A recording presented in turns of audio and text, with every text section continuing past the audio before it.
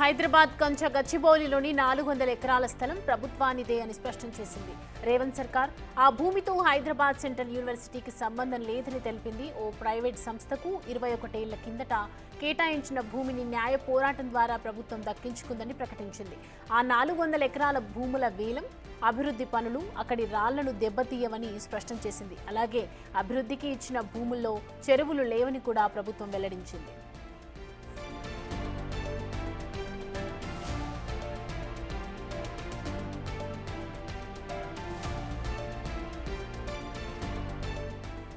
హైదరాబాద్లోని కంచ గచ్చిబౌలిలోని 400 ఎకరాల స్థలం ప్రభుత్వానిదే అని స్పష్టం చేసింది రేవంత్ సర్కార్. ఆ భూమితో హైదరాబాద్ సెంట్రల్ యూనివర్సిటీ కూడా సంబంధం లేదని తెలిపింది. ఓ ప్రైవేటు సంస్థకు 21 ఏళ్ల కిందట కేటాయించినటువంటి భూమిని న్యాయ పోరాటం ద్వారా దక్కించుకున్నామని చెప్తోంది ప్రభుత్వం. సో ఆ 400 ఎకరాల భూముల వేలం కానీ అభివృద్ధి పనులు అక్కడి రాళ్లను దెబ్బతీయవని స్పష్టం చేసింది. అలాగే అభివృద్ధికి ఇచ్చినటువంటి భూముల్లో చెరువులు కూడా లేవని ప్రభుత్వం వెల్లడించింది.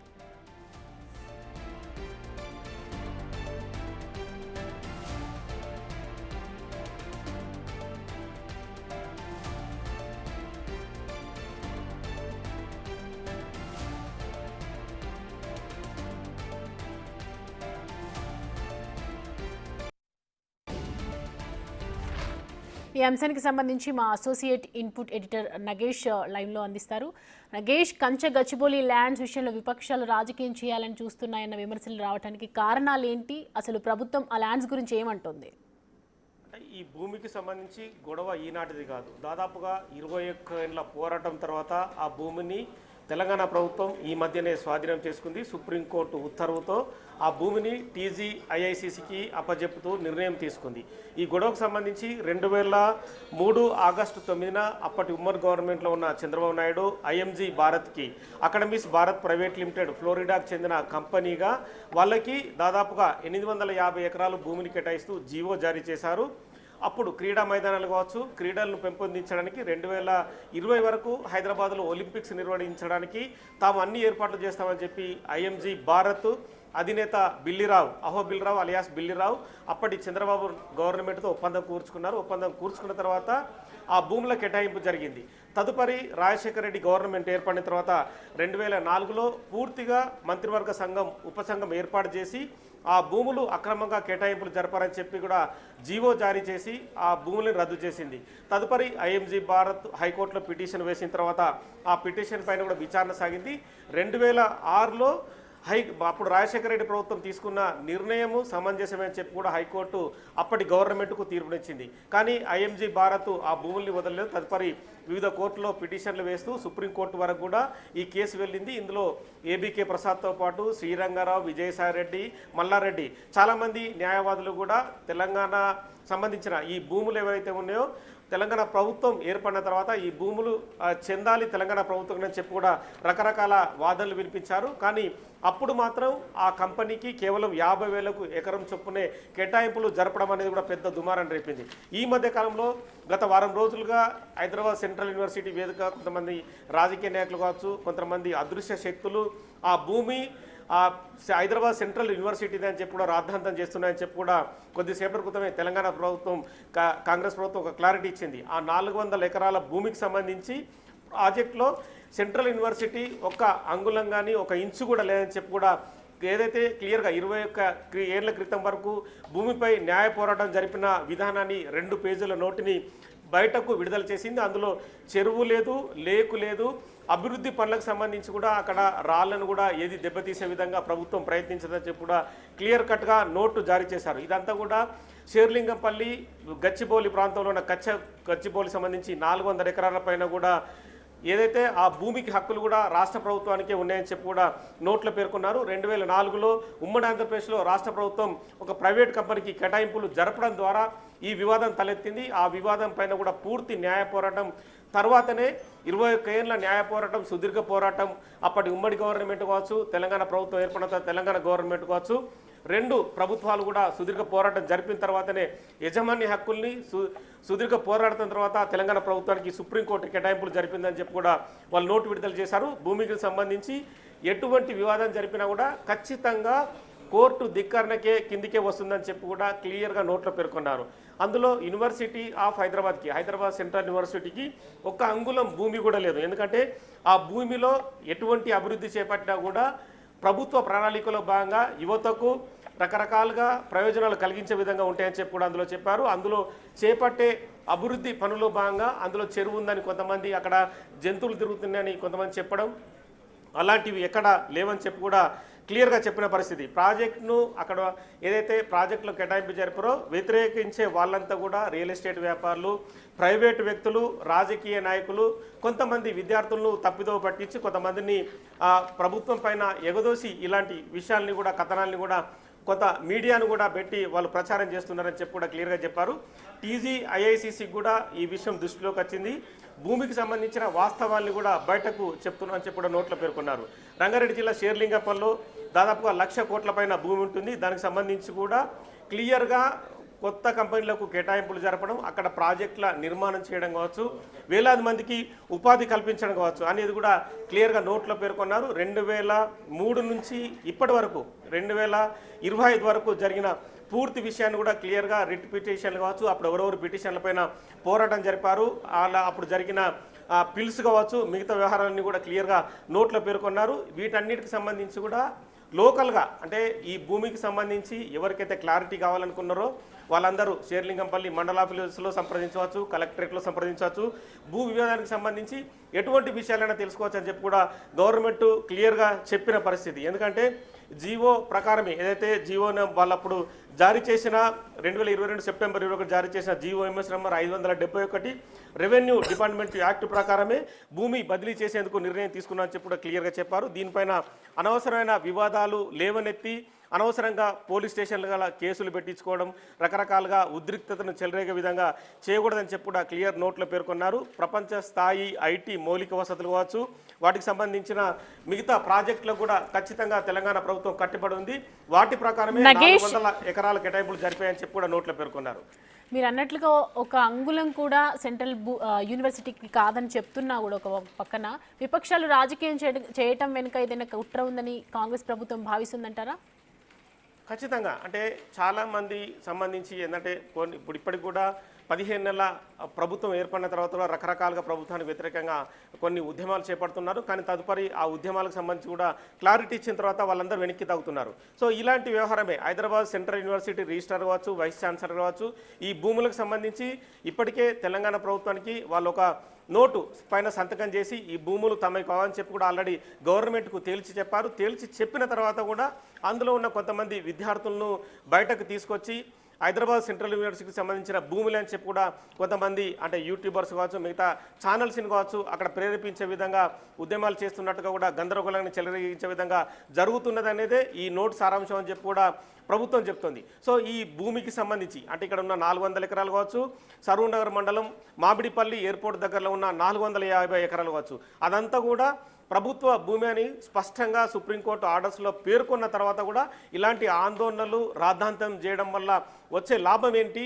ఒకవేళ మౌలిక సదుపాయాలు వీళ్ళు వద్దనుకుంటున్నారా? ప్రాజెక్టుల రూపకల్పన కావచ్చు, ప్రాజెక్టులని నెలకొల్పడం కావచ్చు, వాటన్నింటినీ విద్యార్థులు వ్యతిరేకిస్తున్నారు. సో ఈ ప్రశ్నలన్నింటినీ కూడా ప్రభుత్వం వాళ్ళపైన సంధిస్తుంది. సో ఆ ప్రశ్నలకు సమాధానం చెప్పకుండా అంటే మామూలుగా రాజకీయ ప్రేరేపిత విధంగా విద్యార్థులు రెచ్చగొట్టడం, అంటే భూమి హైదరాబాద్ సెంట్రల్ యూనివర్సిటీకి సంబంధించిందే, అక్కడ విపరీతంగా అడవి ఉంది, జింకలు తిరుగుతున్నాయి, నెమళ్ళు ఉన్నాయి, ఇంకా రకరకాల జంతువులు తిరుగుతున్నాయి, అక్కడ ఒక చెరువు ఉంది, ఆ చెరువుని కూడా పూర్తిగా నీలమట్టం చేసి చదును చేసి కూడా భూములు అప్పనమ్మగా కేటాయిస్తున్నారన్న రకరకాల ప్రచారాలు మీడియాలో వస్తున్నాయి. కాబట్టి ప్రజలకు వాస్తవాలు తెలిసే విధంగా కూడా ఈ నోటు విడుదల చేసామని చెప్పి కాంగ్రెస్ పార్టీ ప్రభుత్వం చెప్తుంది. ఉదయం పూట CPIకి సంబంధించి జాన్ వెస్లీ కూడా ఒక వీడియో విడుదల చేశారు. అంటే ప్రభుత్వం అక్రమంగా అందులో చొరబడుతుందని చెప్పారు.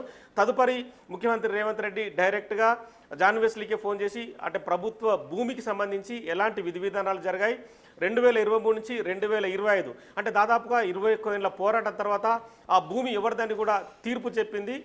వాటి విషయాలకు సంబంధించి కూడా క్లారిటీ ఇచ్చారు. అవసరమైతే వివిధ నాయకులను కూడా అంటే తనకు దగ్గరున్న మంత్రులు కావచ్చు, వివిధ నాయకులను కూడా పిలిపించుకొని క్లారిటీ కూడా వాళ్ళందరికీ ఇచ్చే ప్రయత్నం రెగ్యులర్గా జరుగుతుంది. కానీ ఈ 3-4 రోజుల నుంచి జరుగుతున్న రాద్ధాంతం జరగడంతో అక్కడ సెంట్రల్ యూనివర్సిటీ వద్ద ఉద్రిక్తత చెలరేగింది. విద్యార్థుల్ని చావబాతున్నారు, విద్యార్థుల్ని పోలీస్ స్టేషన్ తీసుకొచ్చారు. రకరకాల మీడియా కథనాలు వెలుపడడంతో ఇవాళ స్వయంగా ముఖ్యమంత్రి రేవంత్ రెడ్డి రంగంలోకి దిగి న్యాయ నిపుణులు పిలిపించుకున్న తర్వాత 2023 నుంచి 2024 వరకు జరిగిన పూర్తి విధానాలను, అంటే ఎన్ని పిటిషన్లు దాఖలయ్యాయి, ఏ కోర్టులో ఎవరెవరు వాదించారు, అప్పుడు ఐఎంజీ భూముల కేటాయింపు సంబంధించి కూడా ఇప్పటి వరకు దాదాపుగా 21 ఏళ్ల సుదీర్ఘ న్యాయ పోరాటం ఎలా జరిగిందని పూర్తి వాస్తవాలు తెలుసుకొని తదుపరి దాదాపుగా 3 పేజీల నోటుని బయటకు విడుదల చేశారు. అవసరమైతే ఈ భూమికి సంబంధించి కూడా వివిధ నాయకులు పిలిపించుకొని కూడా క్లారిటీ ఇస్తామని కూడా చెప్పారు. సో కానీ అనవసరంగా కొంతమందిని, అంటే వాళ్ళ రాజకీయ ప్రయోజనాల కోసం రాజకీయ నాయకులు వెనుక ఉండి విద్యార్థులను రెచ్చగొట్టి అనవసరంగా వాళ్ళ భవిష్యత్తును పాడు చేసే విధంగా ఆ భూములపైన రాద్ధాంతం చేయకూడదని చెప్పి కాంగ్రెస్ ప్రభుత్వం విజ్ఞప్తి చేస్తుంది. ఎందుకంటే విద్యార్థుల భవిష్యత్తు దృష్ట్యా వాళ్ళకు ఉద్యోగాలు రావడం కావచ్చు, వాళ్ళు విదేశాలకు వెళ్ళే అవసరం ఉంటుంది.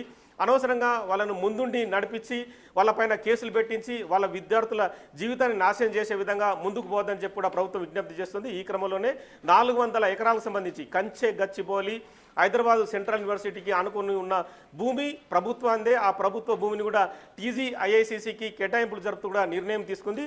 ఏదైతే మౌలిక సదుపాయాలు కావచ్చు, ప్రాజెక్టుల నిర్వహణ కోసమే ఆ భూమి వినియోగం జరుగుతుందని చెప్పి కూడా ఆ నోట్లో క్లియర్గా పేర్కొన్న పరిస్థితి. అయితే నగేష్, అంటే సిన్స్ లాస్ట్ చాలా ఇయర్స్ నుంచి కూడా జరుగుతుంది సుదీర్ఘ పోరాటం తర్వాత వాళ్ళు ఒక క్లారిటీ ఇచ్చిందనమాట. అయితే విద్యార్థులు ఇంతవరకు ఆందోళన చేస్తున్నారు, మీరు అన్నట్లుగా రాద్ధాంతం చేస్తున్నారు. ఈ ఆందోళన వెనుక ఎవరున్నారని ప్రభుత్వ వర్గాలు భావిస్తున్నాయంటారు? అంటే ప్రతిపక్షాలు రాజకీయ కోణంలో రకరకాల ఆరోపణలు చేయొచ్చు, రకరకాల వ్యవహారాలు వాళ్ళు తీసుకోవచ్చు, ప్రభుత్వం చేసే తప్పుల్ని ఎప్పటికప్పుడు ఎత్తి చూపచ్చు. కానీ ప్రభుత్వానికి సంబంధించి మౌలిక సదుపాయాల విషయంలో కావచ్చు, ప్రాజెక్టులు రూపకల్పన చేసే విషయంలో కూడా ఎవరు కూడా విమర్శలు చేస్తే అది ప్రజలకు నష్టం, ప్రభుత్వాలు నడిపే అధినేతలకు కూడా నష్టం అని చెప్పి కూడా కాంగ్రెస్ పార్టీ ప్రభుత్వం ఈ నోటు ద్వారా తెలియజెప్పే ప్రయత్నం చేసింది. ఎందుకంటే 400 ఎకరాల భూమి ఈ రోజు కాదు, ఇప్పటికి కూడా దానిపైన చాలా గొడవలు జరిగాయి, చాలా విషయాలు కూడా వెలుగులోకి వచ్చాయి. ఈ మధ్య కాలంలోనే, అంటే 2024 ఈ మధ్యలోనే ఆ సుప్రీంకోర్టు తీర్పు వచ్చిన తర్వాత తెలంగాణ కాంగ్రెస్ పార్టీ ప్రభుత్వం ఆ భూమిని స్వాధీనం చేసుకొని చదును చేసిన తర్వాతనే నెక్స్ట్ లెవెల్లో ఆ భూమిని, అంటే ఐటీ కంపెనీలకు కావచ్చు, ఐటీ పార్కులకు సంబంధించి ఆ ప్రాజెక్టులు అప్పచెప్పడం కావచ్చు, దానికి సంబంధించిన విధి విధానాల్లో భాగంగానే ఆ భూమిని చదును చేసి క్లియర్గా ఉంచారు. కానీ గతంలో జరిగిన చెరువుకు సంబంధించిన అక్కడ కొన్ని నీళ్లు నెలకొని ఉన్నాయి. అంటే చాలా కాలం, అంటే 20-25 ఏళ్ళు ఆ భూమి ఖాళీగా ఉండడం వల్ల చెట్లు పెరగడం కావచ్చు, అక్కడ కొన్ని నీళ్లు కూడా అంటే గుంతలుగా ఏర్పడి నీళ్లు ఉండడం కావచ్చు, వాటిని చూపిస్తూ అక్కడ చెరువు ఉంది, అక్కడ నెమలు తిరుగుతున్నాయి, జింకులు అని చెప్పి కూడా మీడియాలో రకరకాల వీడియోల్ని అంటే మార్ఫింగ్ చేస్తూ కావచ్చు, రకరకాల వీడియోని బయటకు విడుదల చేస్తున్నారు. కానీ ఇవన్నీ కూడా తప్పుడు వార్తలు, తప్పుడు సంబంధించిన అంశాలనే వెలుగులోకి తీసుకొచ్చి విద్యార్థులను తప్పుదో పట్టే ప్రయత్నం చేస్తున్నారని చెప్పి కూడా క్లియర్గా చెప్తుంది. ఇప్పటికీ హైదరాబాద్ యూనివర్సిటీకి సంబంధించి వైస్ ఛాన్సలర్ కావచ్చు, రిజిస్ట్రార్ కూడా ఆ భూమి తమదే అని చెప్పి కూడా వాళ్ళు స్వయంగా ఒక ప్రకటన కూడా ఇప్పటివరకు చేయలేదు. ఎందుకంటే హైదరాబాద్ సెంట్రల్ యూనివర్సిటీ అనేది కేంద్ర ప్రభుత్వం ఆధీనంలో ఉంటుంది. కేంద్ర ప్రభుత్వం కూడా ఆ 400 ఎకరాల భూమి హైదరాబాద్ సెంట్రల్ యూనివర్సిటీకి చెందుతుందని చెప్పి కూడా ఒక ప్రకటన కూడా విడుదల చేయలేదు. మరి విడుదల చేయని సమయంలో కొంతమంది రాజకీయ నాయకులు కావచ్చు, వెనుక ఉన్న కొన్ని అసంఘటిత శక్తులు కావచ్చు, వాళ్ళందరూ ఎందుకు విద్యార్థి నాయకులను రెచ్చగొట్టి అనవసరంగా రాద్ధాంతరం ఎందుకు తీసుకొస్తున్నారని చెప్పి ప్రభుత్వం ప్రశ్నిస్తుంది. ఒకవేళ హైదరాబాద్ సెంట్రల్ యూనివర్సిటీకి సంబంధించిన భూమి అయితే ఖచ్చితంగా కేంద్ర ప్రభుత్వం ప్రకటన చేస్తుంది. ఆ యూనివర్సిటీ వైస్ ఛాన్సలర్ కావచ్చు, రిజిస్ట్రార్ కావచ్చు, అలా విభాగం ప్రకటన చేస్తుంది. ఇప్పటికీ ఎలాంటి ప్రకటనలు రాని ఆ వ్యవహారంలో అనవసరమైన రాద్ధాంతరం ఎందుకు జరుగుతుందనేది ఈ క్లియర్గా ఆ భూములకు సంబంధించిన ఈ నోటు సారాంశం కావచ్చు, ఈ నోటుకు సంబంధించిన అంశం కావచ్చు, తదుపరి అవసరమైతే ముఖ్యమంత్రి రేవంత్ రెడ్డి లేదంటే ముఖ్యమంత్రి రేవంత్ రెడ్డి వర్గంలో ఉన్న మంత్రివర్గ సహచరుల్లో ఎవరొకరు కూడా ఇవాళ రేపు 2 రోజుల్లో కూడా దీనికి సంబంధించిన మీడియా సమావేశం ఏర్పాటు చేసి అందులో ఏం జరిగింది, ఆ భూమికి సంబంధించిన విధి విధానాలు ఎలా జరిగాయి, అప్పటి ఐఎంజీ నుంచి మొదలుకొని ఇప్పటి ప్రభుత్వాల వరకు పోరాటం ఎలా జరిగింది, ఆ పోరాటం తర్వాత సుప్రీంకోర్టు తీర్పు ఇచ్చిన విషయాన్ని కూడా వెల్లడించే అవకాశం కనిపిస్తుంది. అయితే ఇప్పుడు మీరు అన్నట్లుగా కంచగచ్చిబౌలి భూముల్లో నెమళ్ళు తిరుగుతున్నాయంటూ కూడా అప్పట్లో కేటీఆర్ కూడా ట్వీట్ చేయడం జరిగింది. అధికారులు దీనిపై ఏమైనా క్లారిటీ ఇచ్చే అవకాశాలు ఉన్నాయంటారా? అంటే అప్పుడు బీఆర్ఎస్ గవర్నమెంట్లో దాదాపుగా 10 ఏళ్ళు గవర్నమెంట్ వాళ్ళు కూడా నడిపారని చెప్పి కూడా ఇప్పటి కాంగ్రెస్ పార్టీ ప్రభుత్వం చెప్తుంది. అప్పటి గవర్నమెంట్లో ఉన్న శ్రీరంగారావు అడ్వకేట్ కూడా మొన్నటి వరకు కూడా విద్యుత్ కార్పొరేషన్ చైర్మన్గా పనిచేశారు. అందులో ఈ భూములకు సంబంధించి పోరాటం జరిపిన ఒక వ్యక్తి కూడా, ఎందుకంటే ఐఎంజీ భూముల కేటాయింపుకు సంబంధించి వైసీపీకి సంబంధించిన అప్పటి మాజీ అప్పుడు మొన్న రిజైన్ చేసిన విజయసాయి రెడ్డి కావచ్చు, చాలామంది ప్రముఖులు ఏబీకే ప్రసాద్ కావచ్చు, మల్లారెడ్డి కావచ్చు, ఇలా చాలామంది వ్యక్తులు కూడా పిటిషన్లు దాఖలు చేసి అది తెలంగాణ ప్రభుత్వానికి సంబంధించిన భూమే, ఐఎంజీ భూములకు సంబంధించి ఎలాంటి కేటాయింపుల్ని అప్పుడు వైఎస్ ప్రభుత్వం రద్దు చేసింది కనుక ఆ భూముల్ని తెలంగాణ ప్రభుత్వానికి బదిలీ చేయాలని చెప్పి కూడా వీళ్ళందరూ పోరాటం చేసిన వ్యక్తులే. సో కేటీఆర్ ట్వీట్ వెనుక కూడా చాలా అంశాలు కూడా అంటే మనం రకరకాలుగా కాంగ్రెస్ ప్రభుత్వం ఆరోపిస్తున్న విధంగా కొంతమంది విద్యార్థుల్ని ప్రభుత్వం బదనాం చేసే విధంగానే జరుగుతున్న అంశాన్ని ఇక్కడున్న ఇప్పుడు ఇవాళ ఇచ్చిన నోటుని అర్థం చేస్తుంది. ఎందుకంటే ఈ నోటు ప్రకారం చాలామంది రాజకీయ నేతలు కావచ్చు, ప్రైవేటు వ్యక్తులు కావచ్చు, తెలంగాణకు సంబంధించిన ప్రభుత్వం భూములు అంటే 400 ఎకరాలంటే దాదాపుగా అక్కడ ఒక ఎకరానికి 80 నుంచి 100 కోట్లు ఉన్నా కూడా దాదాపుగా లక్షల కోట్ల విలువ చేసే భూమి అప్పనంగా ఐఎంజీ కంపెనీకి ఎందుకు పోవాలన్న పోరాటం ఇప్పటివరకు సాగింది. సో ఆ భూమిలో 400 ఎకరాల భూమి వృధాగా పడి ఉన్న నేపథ్యంలో ఆ భూమి స్వాధీనం చేసుకున్న తర్వాతనే మౌలిక సదుపాయాలు నెలకొల్పడానికి కోసమే టీజీఐఐసికి అప్పచెప్తూ తెలంగాణ కాంగ్రెస్ పార్టీ ప్రభుత్వం నిర్ణయం తీసుకుంది. ఇప్పుడు అక్కడ ఏ ప్రాజెక్టుల నిర్మాణం జరపాలి. నగేష్ అయితే ఇప్పుడు నెక్స్ట్ ఇంకా తీర్పు ఇచ్చేశారు, అయిపోయింది. నెక్స్ట్ ప్రణాళిక ఏం సిద్ధం చేయబోతుంది? రాళ్ల అమెరికాకి సంబంధించి కావచ్చు, ఇటు గ్రీన్ స్పేస్కి సంబంధించి కావచ్చు, ప్రాజెక్ట్ అంతా కూడా సుస్థిరాభివృద్ధి చేయాల్సిన అవసరం ఎంతైనా ఉంటుంది కదా, దానికి సంబంధించి ప్రణాళిక ఎలా ఉండబోతోంది అంటారు? అంటే కొత్త ప్రాజెక్టులు నెలకొల్పడం కోసం ఇప్పటికీ చాలామంది కంపెనీలతో కూడా రకరకాల ఒప్పందాలని కాంగ్రెస్ పార్టీ ప్రభుత్వం చేపట్టింది. దావోస్లో కావచ్చు, అమెరికాలో కావచ్చు, వివిధ దేశాల్లో పర్యటించిన తర్వాత ఐటీ శాఖ మంత్రి దుద్దిల్ల శ్రీధర్ బాబు రకరకాల ఐటీ పార్కులు, పారిశ్రామిక రంగ అభివృద్ధికి సంబంధించిన కంపెనీలని తెలంగాణలో నెలకొల్పడానికి ఇప్పటికే చాలా ఒప్పందాలు చేసుకోవడం జరిగింది. ఇప్పటికే BYD లాంటి కార్ల ఉత్పాదన సంస్థ కావచ్చు, మిగతా టెస్లా కంపెనీ కావచ్చు, సో చాలా కంపెనీలు కూడా ప్రపంచ ప్రసిద్ధిగాంచిన కంపెనీలన్నీ కూడా తెలంగాణలో పెట్టుబడులు పెట్టడానికి ముందుకు వచ్చాయి. సో ఈ కంపెనీలకే ఇప్పటి వరకు కూడా వాళ్ళకు ఎవరికి ఇవ్వాలి ఇక్కడ అంటే గచ్చిబౌలి ప్రాంతం అంతా కూడా ఇప్పటికీ ఐటీ పరిశ్రమ వృద్ధి చెందిన నేపథ్యంలో ఐటీ పరిశ్రమలకి ఇస్తే బాగుంటుందని చెప్పి కూడా నిర్ణయం తీసుకున్నట్టుగా తెలుస్తుంది. ఆ కంపెనీలు ఏంటి, విధి విధానాలు ఏంటి, అక్కడ ఏ కంపెనీ నెలకొల్పితే ఎన్ని వేల మందికి ఉద్యోగాలు వస్తాయన్న విషయాన్ని కూడా ప్రభుత్వం కొద్ది రోజుల్లోనే ప్రకటన చేసే అవకాశం కనిపిస్తుంది. సో ఈ ఒప్పందాలు జరిపిన కంపెనీలో మెరుగైన కంపెనీ ఉంది. ప్రపంచ ప్రసిద్ధిగాంచిన కంపెనీకి ఒకవేళ ఒప్పందం కుదిరిస్తే ఎన్ని వేల మందికి ఉద్యోగాలు వస్తే ఆ కంపెనీ నెలకొల్పే విధంగా ఎలా ముందుకెళ్తున్నా దానిపైన కూడా ఈ వారం రోజుల్లోనే కూడా మరొక ప్రకటన లేదంటే మీడియా సమావేశం ఏర్పాటు చేసి ప్రభుత్వమే అధికారికంగా వెల్లడించనుంది. Right Nagesh, thanks for the updates.